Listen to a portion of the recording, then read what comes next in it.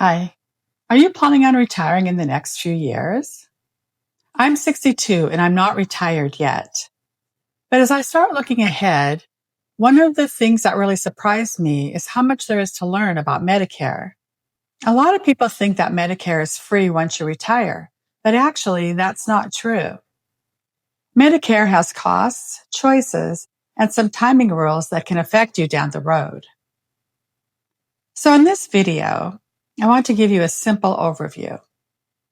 The different parts of Medicare, when you need to apply, and what happens if you're already getting Social Security, and how it still works if you're covered by your employer's plan. So what is Medicare? Medicare is the federal health insurance program for people 65 and older. It's also available early in some cases if you have certain disabilities. But here's the key. It doesn't automatically cover everything, and it isn't completely free. You'll still have premiums and might have deductibles and other costs. So think of Medicare as having different parts.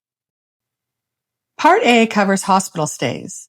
Most people don't pay a premium for this if they've worked and paid Medicare taxes. Part B covers doctor visits and outpatient care. Now this one does have a monthly premium.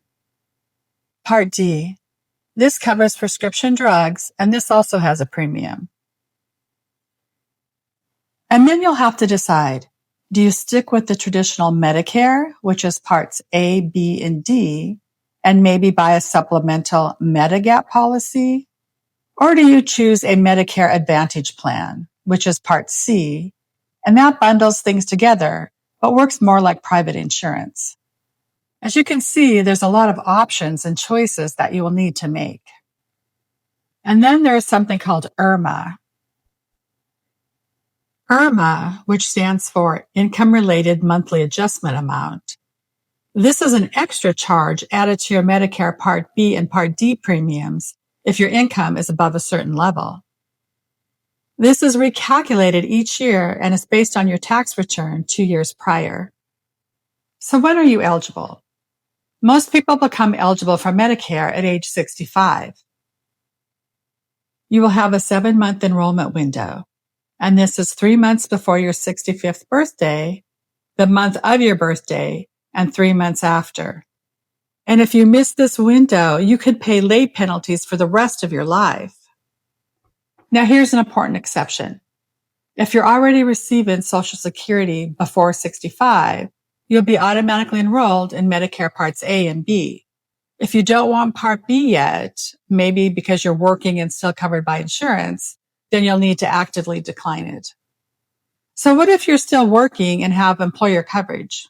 A lot of people don't retire at exactly age 65. If you're still working or covered by your spouse's plan, here's how it works. If your employer has 20 or more employees, you can delay Part B without penalty. If your employer has fewer than 20 employees, you'll generally need to enroll in Medicare, as your employer's plan will consider Medicare as the primary payer. So when you eventually retire and then you want to enroll in Medicare, you'll need to provide proof that your employer had coverage.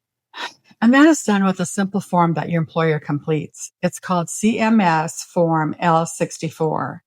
And this verifies that you were covered and that the company had 20 or more employees. This lets you enroll in Part B later without any penalty. So why planning matters?